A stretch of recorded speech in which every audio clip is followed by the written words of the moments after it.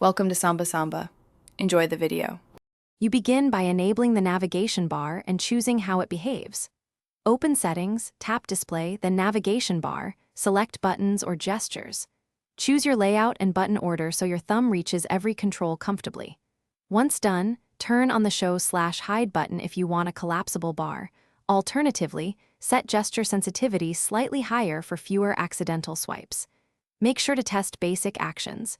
Back, home, recents, so you know which layout fits your daily use. Next, customize controls and refine behavior so the bar matches real use. You can swap back and recents in button order to match handedness, then tweak gesture sensitivity to reduce missed inputs.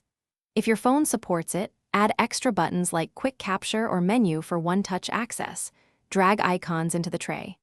Once adjusted, practice common flows. Switch apps, take screenshots. Invoke split screen, so muscle memory forms quickly and the changes feel natural during regular tasks.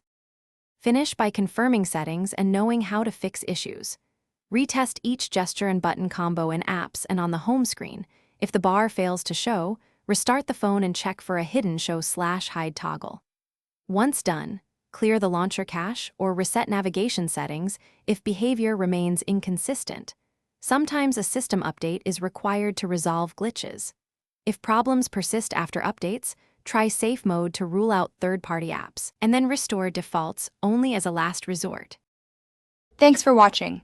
Consider subscribing if we helped you.